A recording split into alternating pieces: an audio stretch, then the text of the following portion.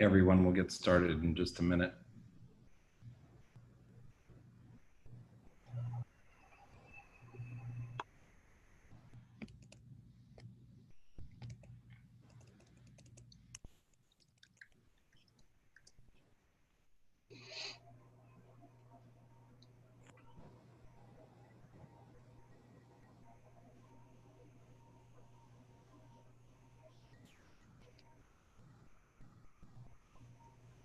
Hi, everybody. Frederica? Can you see me? No. I'm not. My video is not stopped. It says your camera's not working.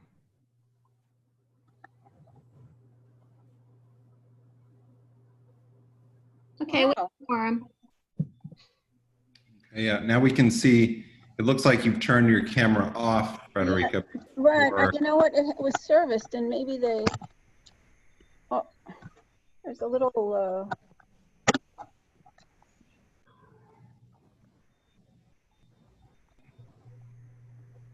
So we have quorum whenever you want to start.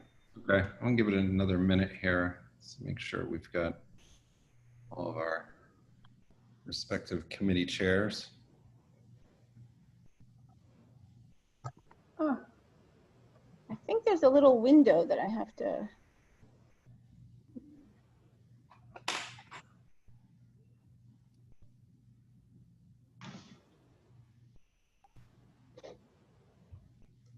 Frederica, did you try the start video command?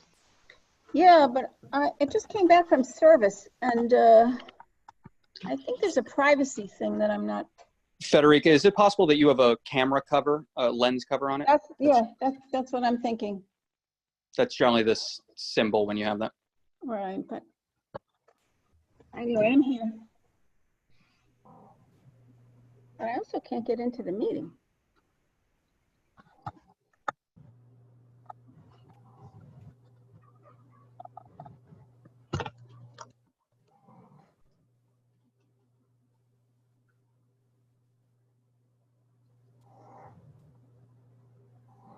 Join meeting.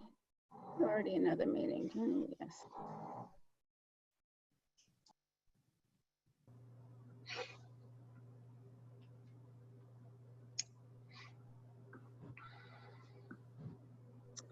Oh.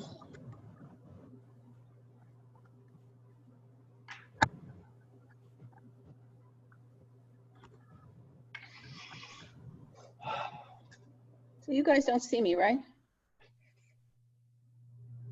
I Correct. don't see you. But we hear you.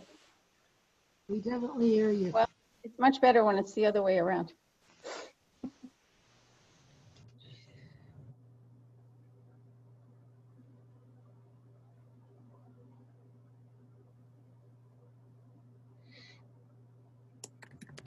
Okay, so I think we're ready to get going.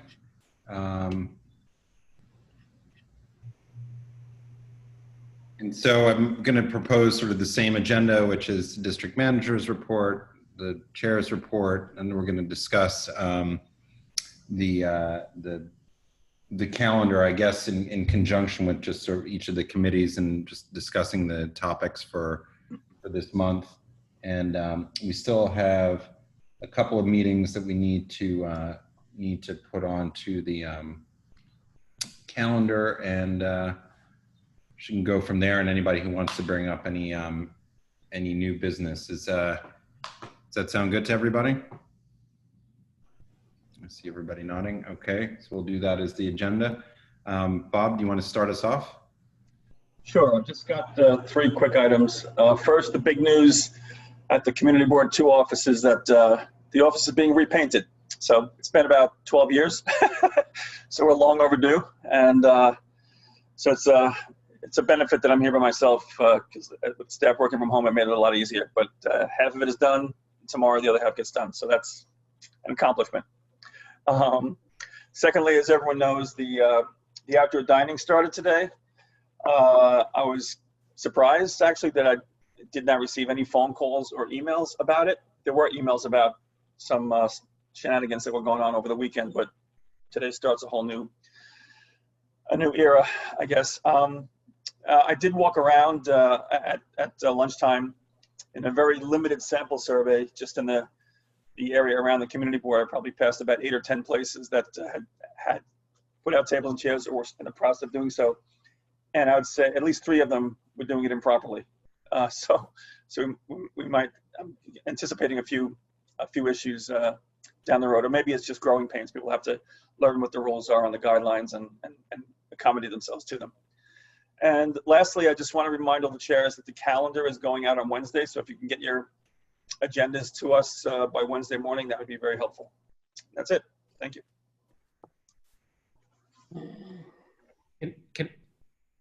Carter, I think you're on mute.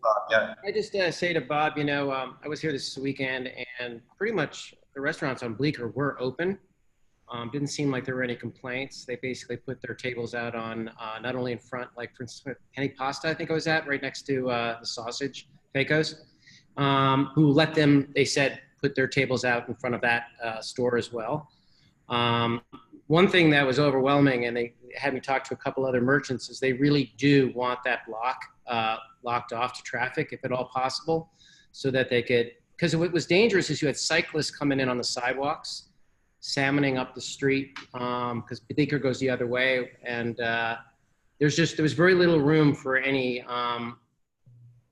pedestrians and cycle traffic. So if it's Dan, are you talking what block blocked off? The between 6th and Varick, I guess, on Bleecker. Okay, thanks. Yeah, just one thing, one comment on what you mentioned, Dan.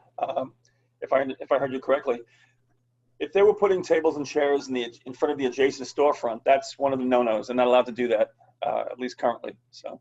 Right, I know. I didn't. Listen, I'm not a policeman. I'm just reporting it, and they said they had. Are they owned jointly by Fecos Sausage at all? I don't know. Do they have some kind of relationship with them, both being Italian restaurants?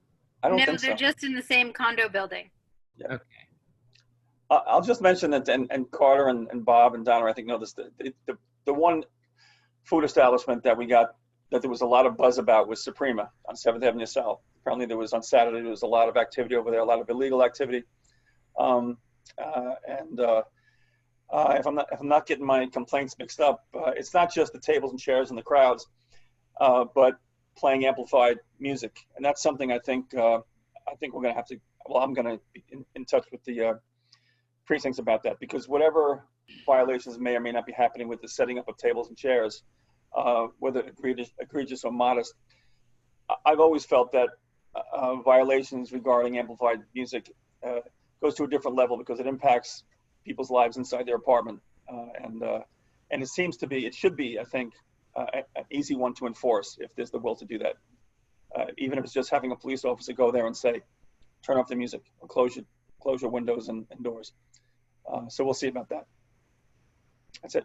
Yeah. Just to follow up on what Bob was saying, I mean, I got a lot of complaints, in the last week and over the weekend, and especially, there was a lot of complaints about restaurants that jumped the gun and that it was unfair to other businesses that, most of the restaurants that have good relationships with their community didn't jump the gun and didn't push the boundaries out of respect for the communities. And I think the big question was, why are we following the rules when nothing is happening to the folks that aren't following the rules? And I know that the electeds are getting a tremendous number of complaints as well. And a lot of this is just the drinking on the streets. It's not so much, just going around today and seeing all the buzz with people building things and creating things and putting up outdoor seating. It's really interesting, but you also see the inequity that's all over the place, as far as, oh, there's a bus lane in front of a place, or, oh, there's, a fire hydrant, or whatever it may be. And that's really why, when we did the reopening working group, we identified some of the other options, but we'll see how this plays out this coming week. But I do know the electeds are going to, I think, are discussing putting together a meeting to figure out enforcement issues. Apparently the liquor authority was in the area over the weekend doing enforcement and writing violations, 2 places. So it's, you know, I think there's most of our businesses want to play by the rules. It's really unclear what the rules are. It's spelled out seemingly clearly in the DOT's materials, but a lot of people just aren't following the rules, and that's creating a lot of confusion. As I had mentioned at the full board meeting, we've 2 working groups in addition to our reopening working group. One is the bylaws working group, which I was going to be established in March, but obviously we had COVID that came along. I originally was going to do it after our scheduled the training session that we had. So we're going to go forward with the bylaws committee. Susan is going to chair that, and the members of that committee are Susan, Katie, Patricia, Matt, and Kristen. And then for the equity working group, in discussing with Patricia and Mar in the last few days, the membership, in addition to having them chair it, are Akila, Katie, Amy, Betty, Matt, Sandy, and Anthony. I see that Betty's on the call. She's the only person that I had not talked to beforehand, but I'm assuming that you're interested, Betty. So that's, yeah, I can see you nodding. So the first meeting for that is going to be on the 30th of July, and then and I'll let Patricia and Mar bring it up, but then I think also on. It's next week though, right? Yes, the 30th, and then also on July 29th for the second meeting. But when we get to the committee discussing as we get to the committee discussions, I'm trying to think. I don't have any other new business. There's a lot of, right now, as we all know, since March, every week's a different week. Every day is almost a different day. And it just seems like there's something new happening every minute. Right now, in this week, what we're going to really be watching, changing, and evolving is the open dining. And so if anybody has any thoughts, if you see anything, let us know or let me know, because it's something that trying to make this work in the best way that we can is really important. And it's difficult when there are egregious violations of things, and we need to figure out how to kind of get everybody on the same page and move forward through this next phase. And then hopefully we won't have any setbacks health-wise and moving into the phase after that. I mean, things are very slow. If you're here in town, there's not a lot of movement on the street and in the businesses, but let's see how it goes. And the governor had said at a minimum, 2 weeks needs to pass. So it may be 2 weeks from now we're in the next phase, or maybe not, so we'll see how this goes in the next, like I said, every day is a new day. So I won't even put forward in the next week. As far as the various committees, the land use committee's not meeting this month. Frederica, did you get any other sense of when they might gear up, or were you able to talk? No? Yeah. So I have we've got a lot of, projects that are in the queue, so to speak. So when that door opens, again, I think that we're going to have an August full board meeting and have to have a lot of our committee meetings in August, because I think these things are just going to start moving forward despite what we want. And those are all those issues are on a time clock. And I have a feeling what land use may do is they may stagger them, but we would have fairly aggressive agendas, once they do get going. Frederica? You're muted. Let me see if, you're muted and I can't unmute you. Sure. I think it would be a maximum of 4. 4, okay. That we know of, right? At the moment. Yes, that we know of. Yeah, and I know beforehand that they said that they would not start putting them forward until we were ready. So not starting the clock. So hopefully they would spread those 4 out at least over 2 months, so that we handle them you know. I don't think there's, maybe there's one that's significant and the rest are pretty minor. That's what we know of. Yes. Okay, and is Rich with us? Okay, I don't see Rich. Joe, did you guys get anything? What's up? Rich is on. Oh, he is. Yeah, Oh, sorry. sorry, Rich. I was on mute. Sorry. Mark, you guys have your agendas all? Yeah, I think we're set with the, hold on. They confirmed today. Jen, could you? They confirmed, the Highline confirmed today, so. Okay. I see I have a bunch of raised hands, which Dan, did you already spoke, right? Okay, Matt. Hey, so this is actually a follow-up from a little bit ago from, I forget who said it, but just I think being judicious with involving precincts for the moment may be an advisable position, given everything that's going on, not only because I think it could expose us to claims of hypocrisy a la CB10, whatever the one it was, but also because I think, you know, my faith in their abilities to execute faithfully is diminished at this point. So as much as we can, at least in my opinion, as much as we can involve other agencies other than the NYPD, I think that might be beneficial.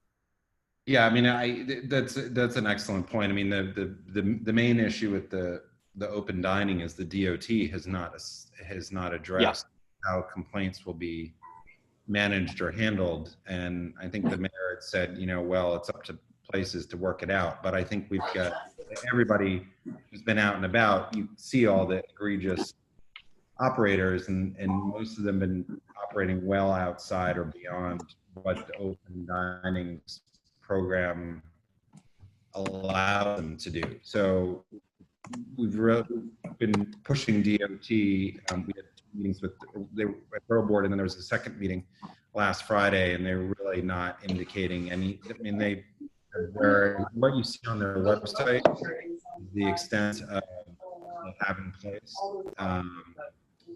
There's no discussion of any type of enforcement, so we'll figure that out. So your point is well taken, Matt. I think that the precincts have limited themselves to asking people to you know, they've talked to people, but there have been no violations issued by the NYPD that I'm aware of. Hasn't happened. Chenault? Let me just chime in, Carter. One more thing. I'm sorry. The one thing I think DOT did say was that people should file 311 complaints, and what would happen would be that those complaints would be routed to the appropriate agencies. But that still kind of begs the question whether the agencies will do proper enforcement. But that's as much as they said.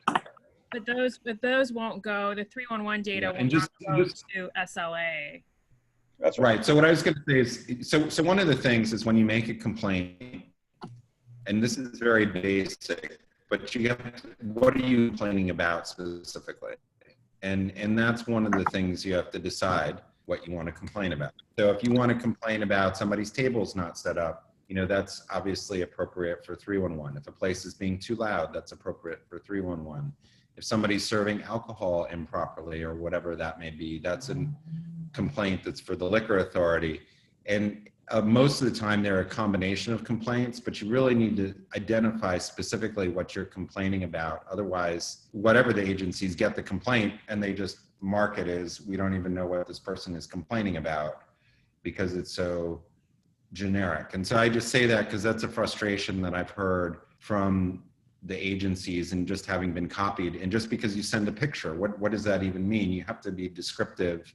So it reminds me of Tom Dwayne, you know, when he had his whole spiel about how do you make a complaint, you know, and the first thing is when you call, to whom am I speaking, you know, and he had his whole thing. I don't know if anybody else remembers this, but it was, you know, it's really how do you complain effectively, and that's something people need to think about. And to Bob's point, 311 is important for the city to keep statistics as well. The governor's office said they got over 30,000 complaints, I think, for licensed establishments. So anyway, just throw that out there as something to think about. And I think we might come up with some things to help people how to make complaints. So for example, if you're making a complaint regarding a liquor license premise, you need to have their specific address and their license number. So that way it can be connected to that. So how do you get a license number? Or in general, how do we know what to complain about? Is there a clear written concise thing that we can refer to? We don't have one. You know, I've sort of over the years been a little bit reluctant because that, you know, the people who make complaints usually figure out how to make them, and it, you know, I'm only a landmark complainer generally, so I'm just unfamiliar with that. Well, maybe you could help us in our how to make a complaint section. You could actually landmark section on how to make a landmarks complaint. But no, but it is something that we're going to work on. I know Valerie, Donna, and Bob, we were emailing about that. You know, how do you make complaints? What's the right way to do it? I mean, you know, one of the big things, just to Matt's point, is that right now there's a lot of discussion about, you know, what should the police department be involved in enforcement, and how do you have conversations with your community and restaurant and bar owners? But, you know, it sounds like a good idea. Oh, go talk to the owner. But then I can also tell you what the owners have said to people. And, you know, I will say that during the meeting. And, you know, so it's complicated. You know, most of the restaurateurs and bars that have good relationships with the community aren't creating these, you know, massive problems right now. So good point, Chenault, though. We should put together how to make complaints. Did you have something else you wanted to say, Chenault?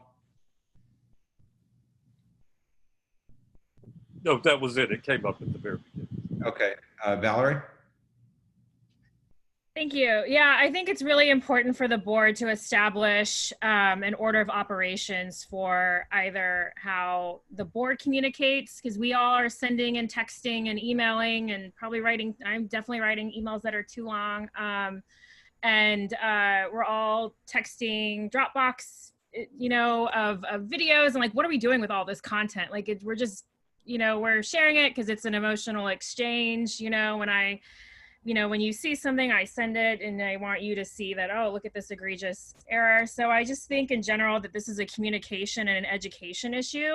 I think even within the board, I think some of us don't know what is the spacing for the tables? What is the, and I know I sent to maybe just like a handful of people, like a summary of what the open restaurants program was, but I think it's a communication and education issue within the board, and then what we communicate to the public. And I understand the hesitation of not wanting to have a here's how to put every, you know, bar or restaurant into an issue with SLA like that. That's a very sensitive issue, but I think that's one thing. And then two, I think we've got to track, at least internally, I've just got an inbox full. I've got security cam photos of people, you know, urinating in front of people's houses. So what are we doing with all this information? And we need to be able to let people know,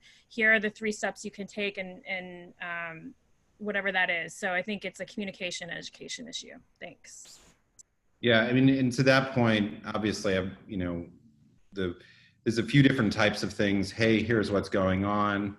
Then you have, here are the specifics. And then you have people who, you know, the information they have, if they knew how to put it together properly, could create an affidavit that could be used as a basis for issuing a violation. And, you know, the requests for many people are, can you come down and investigate this place, which is very different than, I have all the materials that you would need in order to pursue something against the place. So it's complicated. I mean, and you know, and I think the point is, we'd rather have everybody following the rules, not having to make complaints about people. So that's the challenge here. Janine?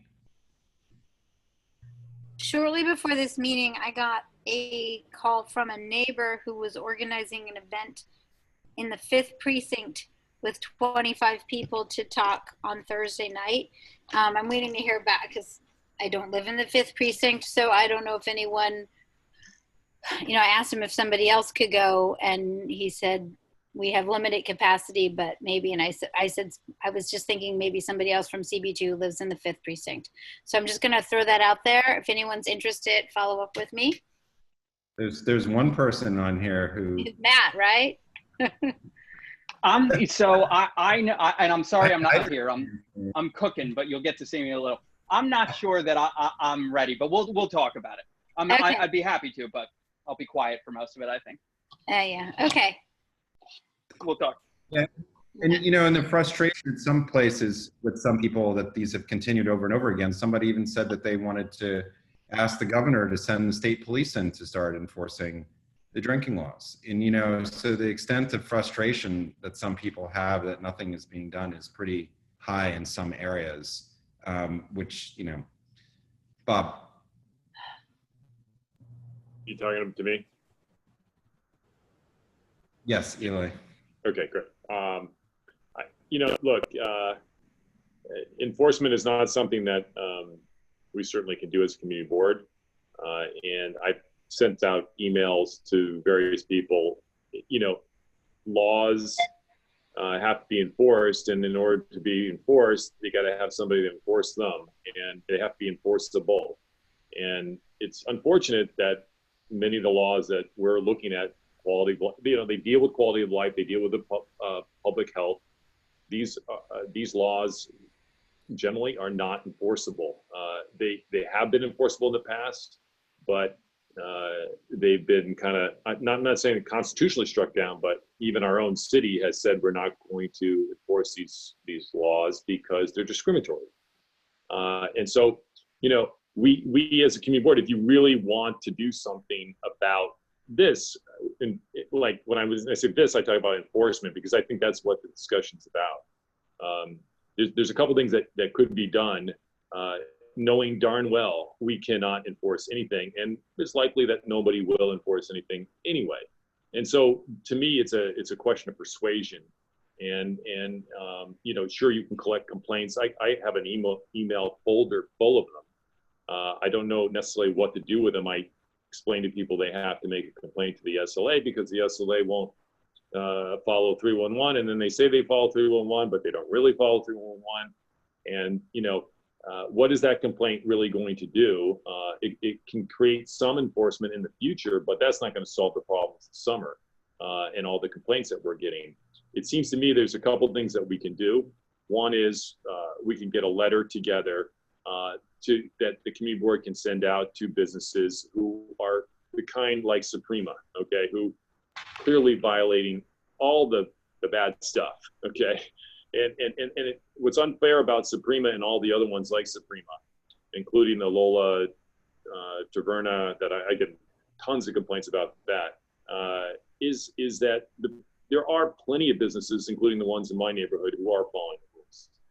And they're losing money as a result of these other guys. And so it's all competition. Don't make no mistake about it.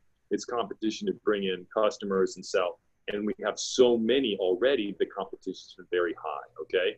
And there's less people today than there was last summer because of COVID. So the other idea that I had was mediation, okay? So is that our job? Our job is not to mediate, but I find myself as a chair of the SLA committee, I'm constantly mediating between people at community board meetings, people in restaurants, and to a certain extent, it's effective, and that's what stipulations are all about. It's a negotiation. It's a form of persuasion, and so, there could be a committee that is set up to mediate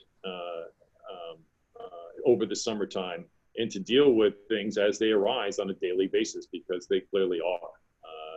And it's like every day, as Carter says, it's not one thing, it's another. And so, and I really feel for the new members, and like Valerie, who's talked about how do we, what do we do with all these complaints? Well, that's been an issue that's been around for a long, long time. And so if we are truly going to do something about it, we have to have a plan. And so I'm not sure what else we can do besides persuasion. So that's my 2 cents. Yeah, and just and this is, remember the outdoor dining, this is the first phase of this, which is just in the sidewalks and in the parking spots in front. There's another phase, which is closing streets and things which might work. But I think there's just a lot of unknowns. But I think this week it's, with the electeds, we're going to figure out exactly what's going on so that it can be addressed, how this is going to be worked out. And to Bob's point, that's why we had advocated for the board being involved in a lot of these issues, because, in a lot of our streets, we're in a position where we can have these conversations with the business owners and with the neighbors and come up with things that might be workable solutions that may not appear to be workable at first blush. That there are ways that things can happen in a positive way. Not always, but certainly there's some that could be. Susanna? I like Bob's point, both the one about if we really want to deal with this, maybe persuasion and having our own task force over the summer is a good idea. I mean, my cynical point is that I have been calling 311 over all the bars in my neighborhood for a million years. They don't really do anything about them. All the stipulations that our committee works so hard on are not posted anywhere. You never know what the stipulations are if you're a neighbor. So I don't have a lot of faith that we will be able to see anything enforced. I think also NYPD is probably on tenterhooks and doesn't want to enforce a whole lot anyway. But whatever. My experience with 311 is it doesn't do very much. So, but I like Bob's idea. Yeah, I mean, I'll have more information by next week for everybody on how this is going to play out. We're at day one, so we'll see if this is going to be an issue as we go forward. Michael? Yes, I want to reiterate the first point that Bob made, which is so correct about enforcement. I've spoken to some of the restaurateurs who were already placing tables out on Saturday and Sunday before they were supposed to, in a friendly way. You're not ready to do this yet, it's not appropriate. And the response they gave me is there is no enforcement. This program is only a few months. No one will ever catch up with me. And one of them said to me, your community board isn't even involved in this because you have not been asked to approve this. It's only DOT. And everyone knows that DOT will never get around to enforcing this by the time October comes. So we do have a difficult decision trying to figure out who can enforce it. And I think Bob is right. The only way we can get to the restaurateurs whose attitude right now is there is no enforcement is to deal with them on the powers of suasion, because they do not expect enforcement from anyone, including the community board. Yeah, that's a great point, but you can't say that people can do things that are beyond what's allowed by the law. And that's what most of these places are just doing. And you can't say, oh yeah, you can have 2 tables out in front of the place next door. We're not in a position to say you can't comply with the regulations. And that's pretty much the people who are not following the rules, what they want to do. We have somebody who took over a public park and has their entire restaurant set up in a public park, and is sitting out there, the owner himself sitting in the park. I mean, it's pretty egregious for the egregious operators, and I think that's the problem, is a very small percentage of them, but they're that's why there's not a lot of confidence in certain people for the certain operators. Yeah, Rich? Yeah, and that's the example. I think we have to work with the precinct and the Parks Department to make an example of 1 or 2 of the most egregious examples, because those become the norm. They're not only are they pushing the limit, but they're also unfair to the other guys who are playing by the rules. And I think if 1 or 2 restaurants are stopped from behaving in that way, I think the message will get around. And so it doesn't have to be a new process or a new protocol or a new procedure. We just need a few of the most egregious examples taken down. And I'll call the precinct to do it, or we'll get the parks. I mean, in that case, they're in the park. It's outrageous. And the Parks Department's being too scared to do anything about it. But they're going to do something about it. And we just need to get them to, actually take action. Just as they're going to do in Washington Square Park. You just can't have it get out of hand.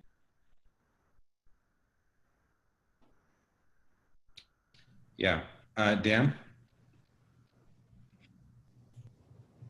Yeah, I mean, this is related. And I didn't even realize that Morton Street was going to have a safe street, but there were barriers put up between Hudson and 7th Avenue. And you saw a lot of drinking and amplified music and some, to-go cocktails, young crowd. It was kind of like mixed. Now, I don't know if you heard any complaints about it, but what exactly is the rule for amplified music on a safe street? Do we know? I don't know if it's explicit.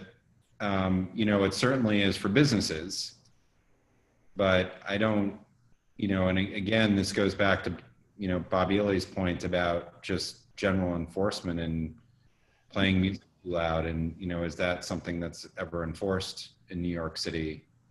And is it discriminatory to enforce that? I mean, these are the issues, right, that we're dealing with, and with the sense of, drinking on the streets everywhere is, for many people, just created this idea of lawlessness, of like nobody's enforcing anything. If you talk to anybody who's had a motorcycle before, for example, there's this time of year, there are checkpoints everywhere. They check to make sure you have a motorcycle license, that you're wearing your helmet, your visor, and everything else. Now you have all these rental scooters going around. People are wearing flip-flops, not even wearing helmets. They have no eye protection. They're not doing anything.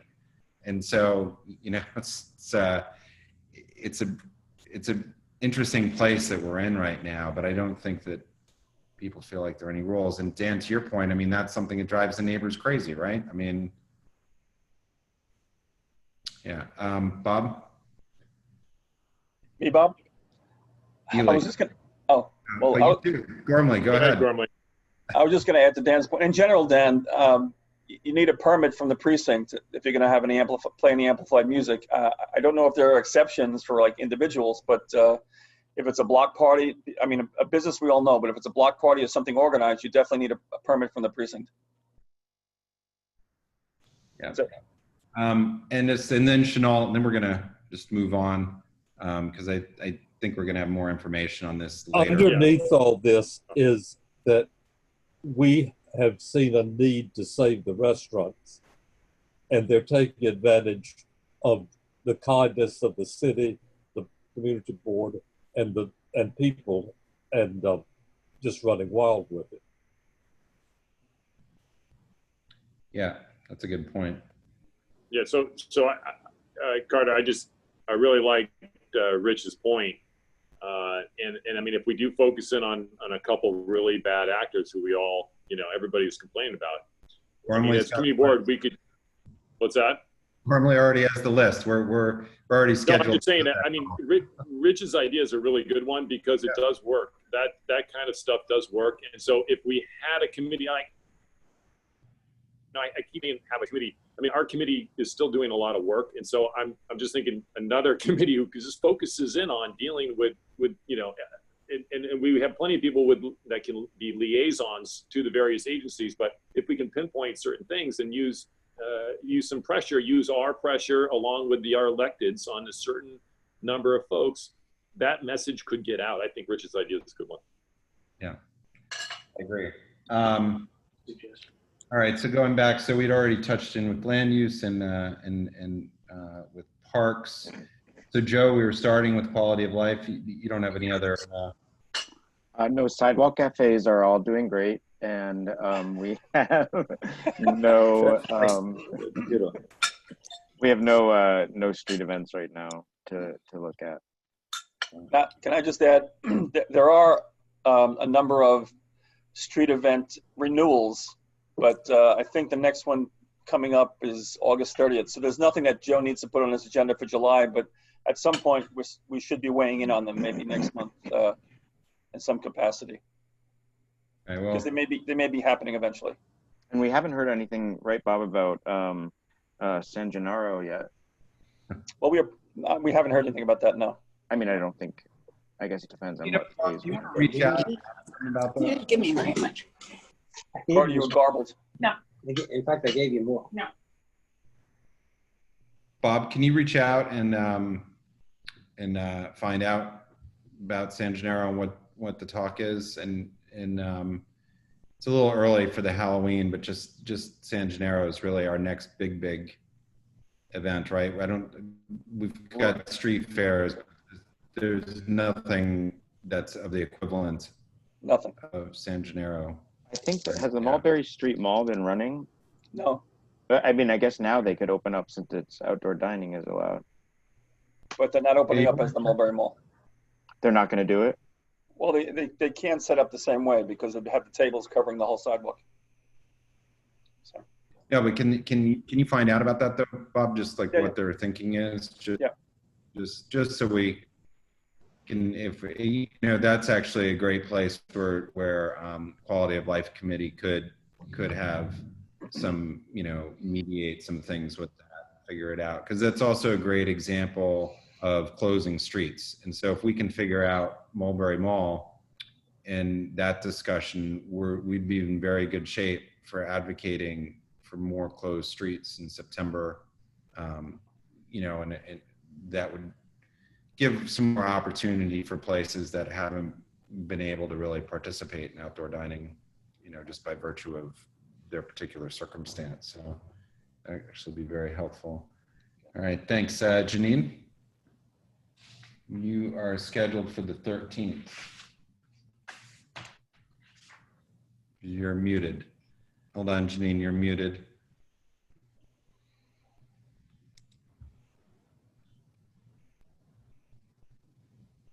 We're scheduled for the 13th and waiting to hear from Trinity about the Hudson Square School. The consultant said they weren't ready, and I've had some the SCA says they are, so we shall see.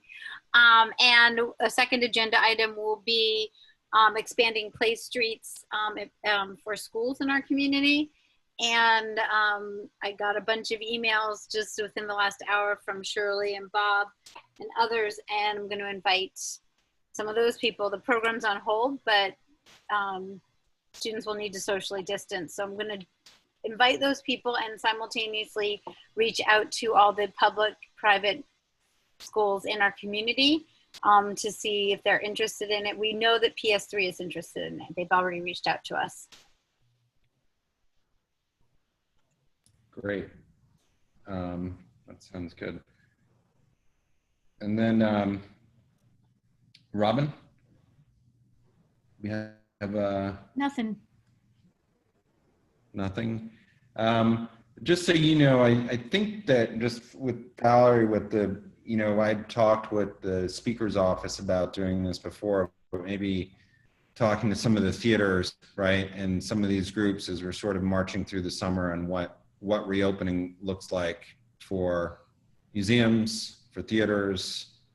Just, I don't know if it's the most pressing thing right this second to do, but I think it's important that we hear from those communities if there's anything that we might be able to advocate for on their behalf. Maybe some, you know, one thing I'm going to say is that I was in some conversations that I don't know where they've led to, that there's some small theater companies that are based in the East Village CB3 that are looking to do outdoor performances that might bleed into our district. I was supposed to have a chat with somebody last week about it, but they didn't follow up. So I don't know where that currently stands. Yeah, and there's some creative stuff going on. I know that Battery Park Dance Festival, I don't know, that might not be the exact title.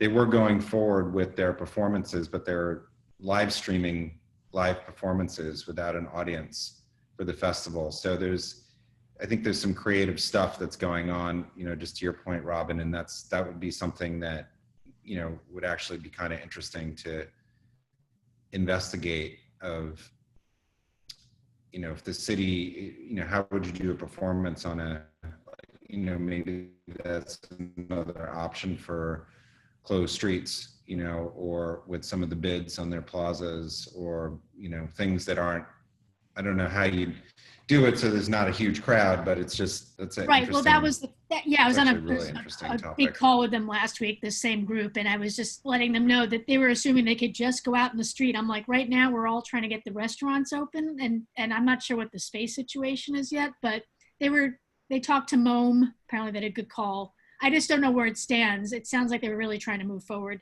and it would bleed into our district someplace, but I'm not sure yet where. Okay, yeah, that sounds good. Shirley?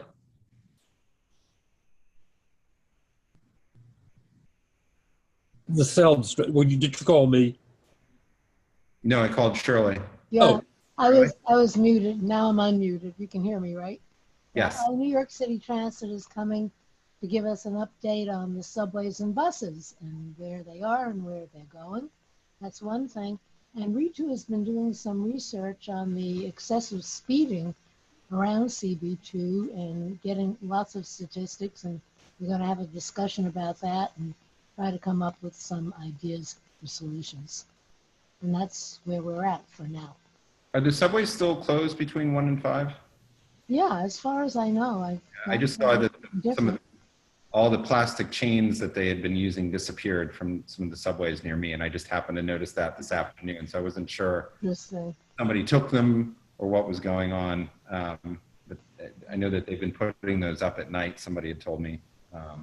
Interesting. Yeah, no, as far as I know, it's still closed in those late, early morning hours. Shirley, Maybe we'll find out more on July 2nd when they come. Think of I something. have a Shirley question. Yes, Chanel, go ahead. Is there any way to know in general what the least used hours are during the day and on the evening of public transport? Is there any way to know what, Chanel? When there are less people. What I'm thinking of is if they're trips that one wants to make that can be any time, is there a way to know when the subways and buses are generally less crowded, except not rush hour? I can Is it certainly written ask down our anywhere? contact. I can ask our contact at New York City Transit. I just wondered if there's some tally. Maybe there is some way. I don't know offhand, but I can certainly inquire. Will you send me an email and remind me? And I will get to you. Okay. Great. And Joe had put a great article in the chat section in the Times, with respect to some of our iconic gay bars, which is exactly what we had brought up during the reopening working group. And it's really something, trying to find, as much as we've got some of the issues going on in the neighborhood, we also need to have some solutions for, what is appropriate. And that's something to think about. That's where I think the closed streets come into play, and having some better discussions about that and how that might work. But I know that it's very complicated, because without having people focused around tables, it's very difficult to have any rules as far as distancing. And that's pretty much what I've heard from people who, in discussing this, which is why restaurants can work, because that's how you break up the crowds. Right. Bars don't have tables outside, right? In that way. So definitely, as I said, as we go forward, it's going to be an interesting, week or two to see how things play out.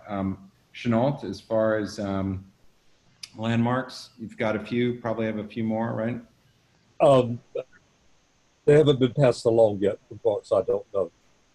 Okay. I haven't seen any from her yet. I wrote her today and didn't hear, but I may have written late. Okay. Is Janet with us? I didn't look down. No. Dan, do you know anything with Janet, with her plans for this coming month? We did discuss the importance of having folks from the real estate side, commercial real estate specifically, and getting a dialogue going on how they plan to mitigate the issues that we all know about. So I sent a list to Janet, but I think she's on vacation on the beach this week. A little bit out of but our plan is to reconvene when she gets back, and then we'll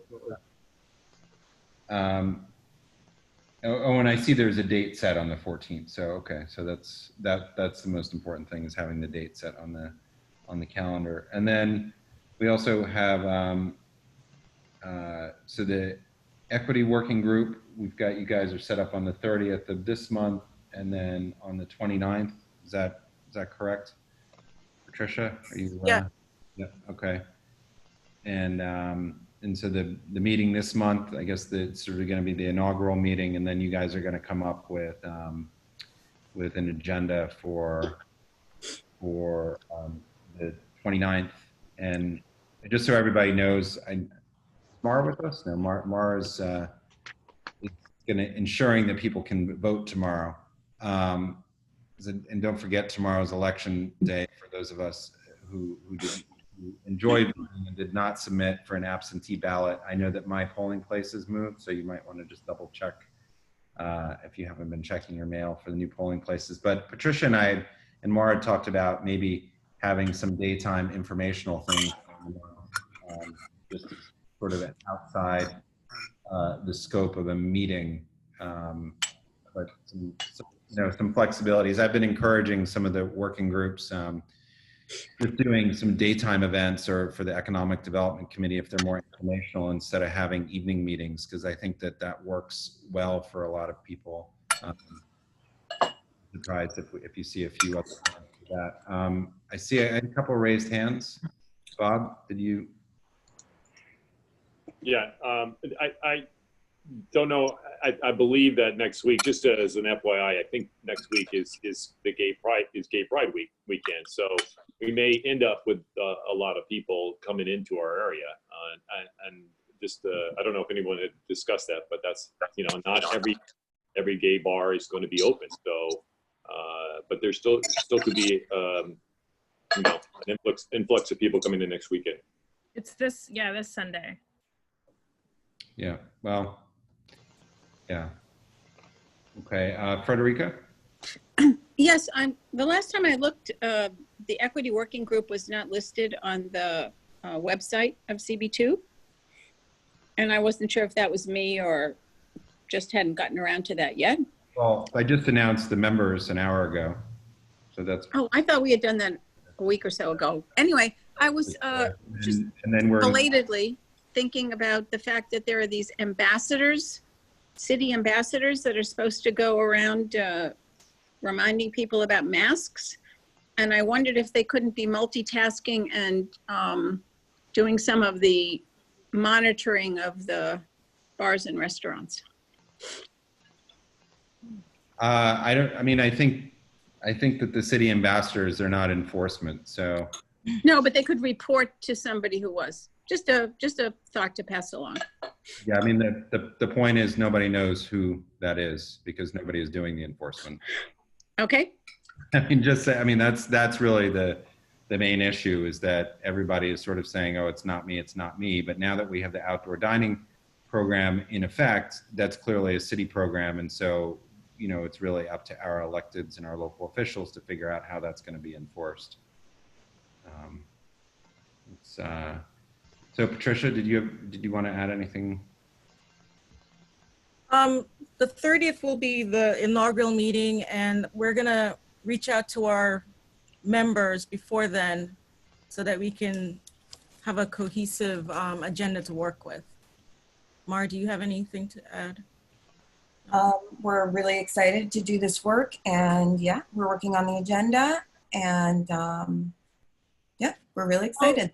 We also got a letter from Bob today from a Samir Lavinia. I don't know if he's saying his name right, but he was excited that this group was formed.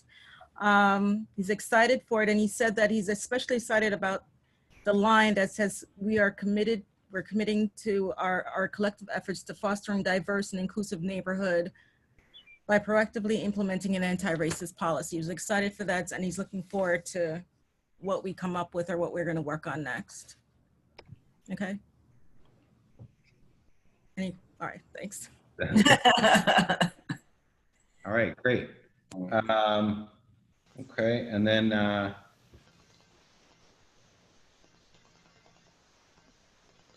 had Susan for the bylaws working group. Did you want to meet on the 8th? Was that 8th is fine by me. That's what you would, okay. Okay, and then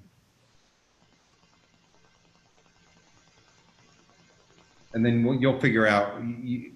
We had talked a while back, but you you guys maybe meeting shorter meetings, but having them more shorter meetings to just do some of the figuring out of language outside of the scope of the meetings, and then bringing it back instead of having what transpired the last go around with this, which were epic meetings. Much more effective than sitting together and yeah, much more effective way to do it. Few of your members have specifically requested shorter, more frequent meetings as opposed to longer meetings. Great. And then Valerie, for you, for the reopening working group, you have a couple of ideas, but as far as a meeting date as opposed to maybe an informational date, would the 20th work for you? The 20th works. And then maybe if we do the NYU and New School, we can do that as sort of an informational as opposed Yeah, to, more of a during the day kind of webinar, just an informational webinar. So I do have the contacts for NYU and the New School, so we'll be giving them a call this week to get that set up. right. And okay, that sounds good. I think I'd covered, I didn't miss, oh, SLA, sorry. I forgot a column, excuse me. It's on my list.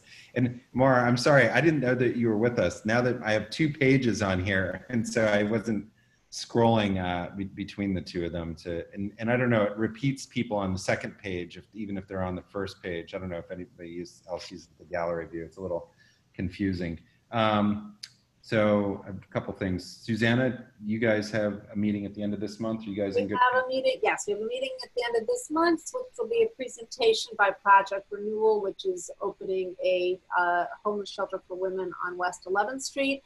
And where we have Greenwich House also describing this outreach program that they set up because of COVID, but they hoped, that they'll be using it moving forward to have a better pulse on the seniors in our district. And then we're going to have another meeting at the end of July, which will be trying to envision what senior centers might be if DIFTA were to change its contract stipulations. Great. Thanks. And then Bob and Donna for SLA. Is that just business as usual, or? I think it's pretty much business as usual. We've got just a couple of applications and nothing, well, I'm not sure. 2 of them may or may not be coming. So we either have 4 or 2 applications because I don't know that left over from last month, right? And we have, that Florence is reaching out to see what they're doing. Yeah. I think you guys had 7 or 8 on there, right? For 10. Yeah. So you guys we have both the meeting, correct? Hmm? You guys will need both the meeting dates? I think so, because you also have to finish the discussion on the bill. Yeah, exactly. So yeah, I would keep them both. Okay. And I think I got everybody. Is that does anybody else have anything else that they want to add or bring up to discuss? Or Patricia, I see you have your hand up. Yeah. Barrow Street Ale House. Someone came to us recently and said that it would help their business if they could put like a table outside because they don't have patio or outdoor seating. What is the mechanism for them to expedite that? Because it said it would help their business a great deal if they had a table and chair outside. They could be approved by tonight. They could just apply online. They just need to go and apply online, and they'll have the self-certification as long as I think it's the most minimal information if they've got their health department certificate. If they're in the bar, standing at their bar, they should be able to fill out this form because all of their permits are going to be right there. And I don't think they require any additional information. The only thing I think that people have been advising folks is to check with their insurance brokers. The city is not covering anything, but just to check with their insurance brokers to make sure that they've got liability. And I think that they can put out tables and chairs as there's a whole website. Valerie, do you have the website handy? Yeah, I'm going to drop the link in. Just give me a second. Thank you. I can only do so many things at once here in looking up stuff, but it's a pretty straightforward process. And they just, as long as they have 8 feet from the sidewalk to whatever, the tables are, they can set them up. So, and I think that the tables can be up to 10 top. You know, and then you need spacing between that and the next one. I could be wrong on that, but there's a whole frequently asked questions and section there as well. But we should probably, Bob Gormley, maybe we can have Josh put that up in it's the flash part of the news and on the website, the news, that link. Am I calling it the right thing? Right I name? dropped it into the chat. So that's the DOT page that's in the chat, and it has all of the FAQ links, and it has a link to the application. That's like a survey form that'll take you to a different tab. So as of this morning, just for, let's see.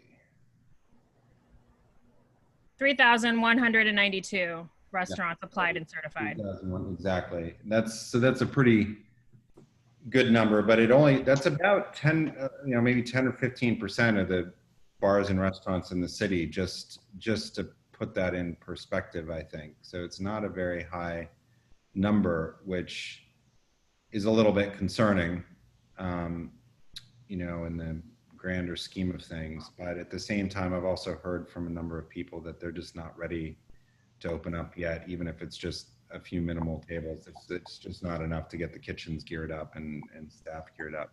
Robin?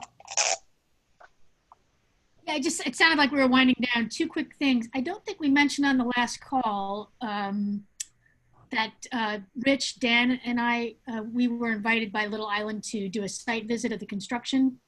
Sorry if I'm repeating myself, but it was really a very exciting visit, very inspiring. I don't think I'm speaking for them incorrectly, saying that we have a lot to look forward to with that space, especially since it's all outdoors. There's 2 or 3 performance spaces there. It's going to be amazing. So wanted to mention that.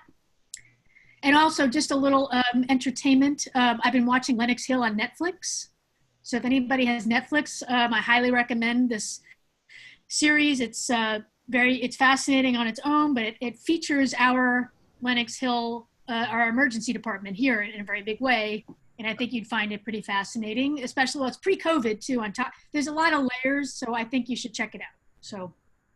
And that sort of brings back a question I hadn't written down, but do we want to hear from Lenox Health again? I mean, is there any interest in getting an update from them, or we have enough meetings that, is anybody going to chime in for that? I don't feel an urgent need for it. I mean, I feel like our attention is moving toward winding down and opening up, but that's my own personal lack of anxiety. I really don't know how other people feel. Yeah, I did. I mean, it's very unscientific, but I was speaking with somebody I know who's a radiologist up at Bellevue, and they're seeing some more cases are being admitted, and he had said it's mostly people in their 40s and early 50s. Maybe you should ask them if there's some information they want to get out. Oh, that's a good. If not, then we don't need it. Susanna, do you want to reach out? Yeah, sure. I'll reach out to Wayne and see if they want it. Absolutely. Yeah, perfect. Yeah, I think that's a great. And I also think that we need to be very conscious, that as we open up, other states are drawing connections between reopening and cases building. And so that's something that I think we need to stay on top of, particularly just educating our own community and reminding people, that the procedures that are in place are important. Matt, I see you have your hand up. I was just going to say, decisions are being made today at almost every hospital about what not only the plan is for a second wave if it comes, but what the new normal is going to look like. And I think the more, I don't know, if anybody had asked me on January 20th with hindsight, could we talk to Lenox Hill prior to the first wave, I would probably say yes, strongly. So I would encourage us staying in front of them and advocating as much as we can for whatever we think is necessary if it is. Right. I don't know, for Lenox Hill as a standalone emergency room, right? They're not necessarily where people would be admitted. per se, but that is, I guess at this point where you would go, right? I'm not sure, but that's something might be good to find out, Susanna. Of Well, one thing that's been interesting about having them appear is that it's such a big system, and I think, you know, it seems like it's a very profitable system. So they really have been able to tell us a lot about, you know, health facilities in general and the move of the trends of the pandemic in general. So I think we can certainly ask them, you know, we should ask them if they want to give us an update. Matt, if there's anything specific that you think we need to be advocating for, let me know. You know, nothing comes to mind, but that's just me. So open to all ideas. Frankly, nothing comes to mind either, Suzanne.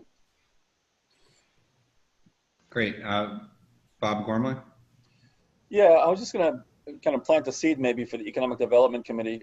Since Joe posted the New York Times piece about the struggles that gay bars are having, that might be a worthy topic just to invite the owners in and talk about some of the unique challenges that they have.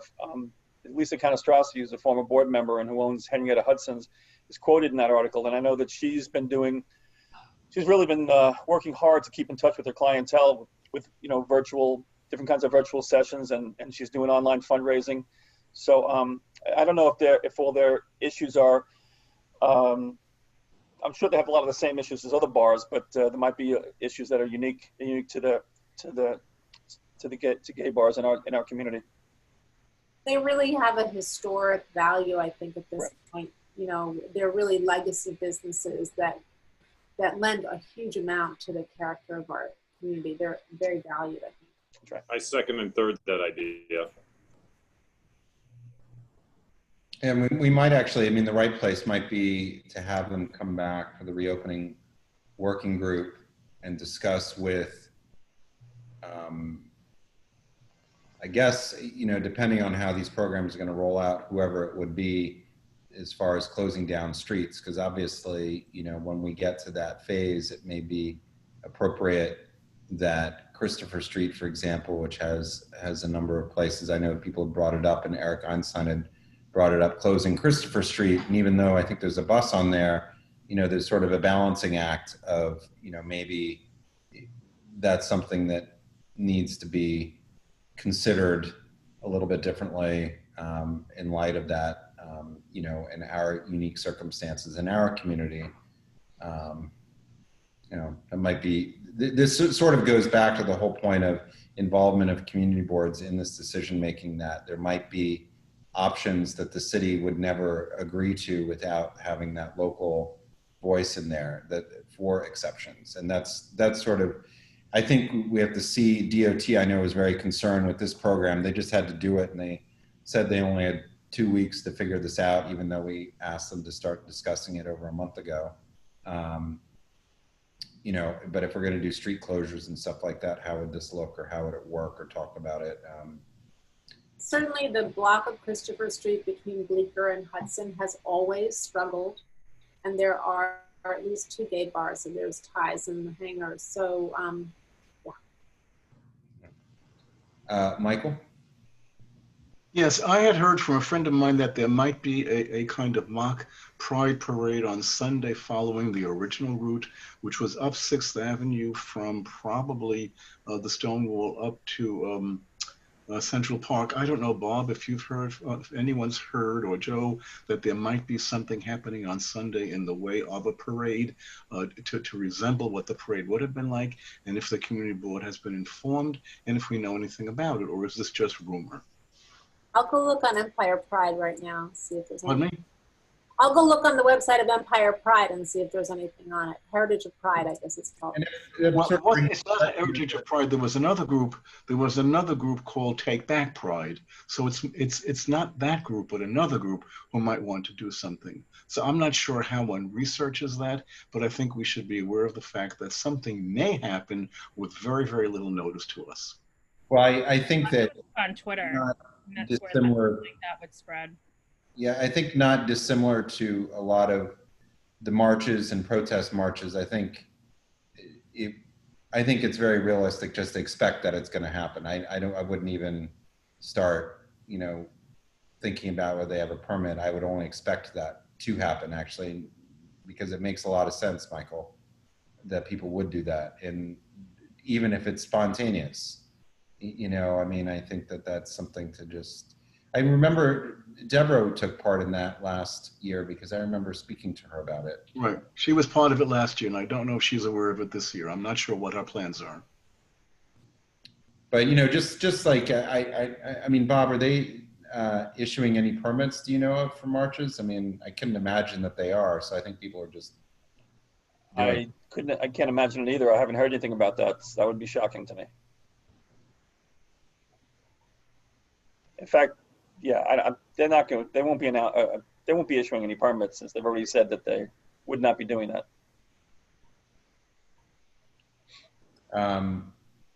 Bob Ely, I see your hand up. Yeah, it's just you know, with missing gay pride, I mean, that's the gay bars. That's where they make their money, and almost for the whole year. And so I do think that if we all put our brains together on this issue, there's got to be a way to figure out an alternative to, you know, for the gay bars and the fact that they're missing out on gay pride. It just seems to me that there has to be something in the alternative, and I don't know what that is. And I think that in and of itself would, you know, just bringing attention to it I think would be a good thing.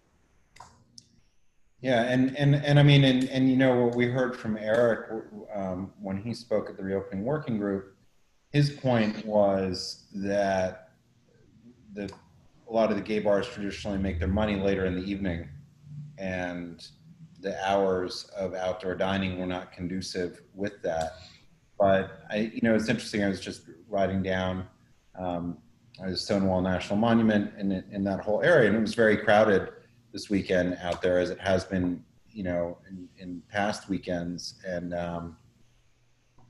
so it's, you know, maybe there is more opportunity in the daytime for the next month and a half, and that's something we should be thinking about a little bit more, about daytime activities that can still be in sync with those businesses, but maybe, you know, circumventing the quality of life issues which the local residents have of figuring out something there. But that's a good, something that we should definitely look into working on. Does anybody else have any other comments before we wrap up, or any other new business or anything that we should be doing? We have a pretty full agenda, it looks like, for the month of July. And like I said, and I keep saying it, we're probably going to have a full board meeting in August unless there's really something miraculous happens and things don't start ramping up.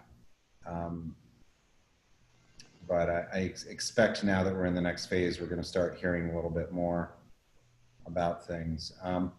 Bob, do you know, is the city announced when city offices, people can start actually returning at some point? I have not heard anything, no.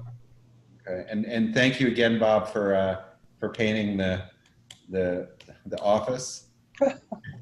Something Bob and I had discussed for a while, and it was not. I was kind of surprised because he just said, "Oh, we're painting the office," and I was like, "Wow, that was easier than I thought." So but I saw half of it, and it looks great. So that's really nice to have a nice working environment for our staff members. So, but thank you, everybody. Carter, you spoke about some uncertainty about nights for these extraordinary meetings of the executive committee. Are they fixed for July as it is in the calendar? You know, I always say that we will maybe not have the executives, but then there always seems to be something that we're not quite. So it won't change unless it changes. Well, you know, I mean, I can't think of a reason to have an executive committee next week except discussing open dining. You know, and it may be that if we don't have anything, you know, people, if it's just that, I'll let people know, so people, if they're not interested, they don't have to. It keeps us in touch with the world in a certain way. Well, and tonight we've learned a lot of things about other parts of I mean, I expect it's going to be a whole nother world by next Monday with outdoor dining. You know, I mean, it'll become obvious and crystal clear what's working, what's not working. We're going to go through the first weekend of, you know, either complete craziness where not only are there people standing outside in front of all the bars, they're actually in all the spaces next door because they've all put tables and chairs in front. You know, we don't know. And it's truly, you know, every few days it's a different thing going on. So maybe we can get old-fashioned picket lines going for places. Well, you have to socially distance. I don't know how. Did you say picket line? Is that what? Yeah, we could march 6 feet apart, 10 feet apart, with big signs. Valerie, you had something else you wanted to add? Yeah, I know that it's 7:47. I don't want to be super meta here to extend this meeting, but we do at some point need to address the length of the full board meeting. And I don't know if it's not in this because we're coming close on 8 o'clock, but I'm sure that I voiced the concerns of a lot of other people that the length was intolerable. Yeah, you know, I mean, that's a good point. We had 6 elected official reps that came on. We tried to really keep that down, but you know, if you look at when we actually started the board's business, you know, that amount of time I don't think was overly excessive given the topics we're starting to talk about. But really, by the time we get to the board's business, that's part of the meeting has become incredibly long. And a big part of that is because the electeds are coming. And, you know, even this month we were missing, Bob, what, about 5 of the elected reps weren't even here who regularly come. And if they have 2 minutes each, you know, when they're all here, we usually get 2 minutes each, not, you know, and on occasion a question. Now we've got 5 minutes plus, you know, we tried to keep it at 5 minutes for questions, which is even shorter than when electeds normally come when we're meeting in person. So it's really a big challenge, that section of the meeting. I mean, if we want to start just cutting off questions, we can, but I don't know how else to limit the elected reps, considering what they have to say in their reports to us. So that's a big challenge, and I don't know if people have any suggestions on that. And Amy? Yeah, again, I also don't want to stay late. So, but someone last week when we talked about it suggested that all that go at the end of the meeting rather than at the beginning. So we get our work done, we have all our energy. If we move it to the end of the meeting, maybe it'll go a little faster because it's later. I don't know, but yeah, I like that I idea. brought that up, and that's, you know, I should find out which boards are doing that and if that's worked for them. You know, that's a good point, and it would speak a lot if people left right before the electeds came on, if there's a little bit more competition for the attention of people. But you know, I mean, we even had an elected rep who doesn't represent us came last week, I mean, to speak to us. So I mean, it's a good point. We're a captive audience to them. I'll think about that a little bit more and see, you know, it's sort of, there's a point of being disrespectful to them versus giving them an opportunity to address us. And, you know, I know that a couple of questions are usually relevant, but, you know, there's a dwindling patience, but the point's all taken. So, all right, does anybody have anything else? Seeing none. All right. Thank you, everybody. Have a good night. Bye. Bye. Thank you all.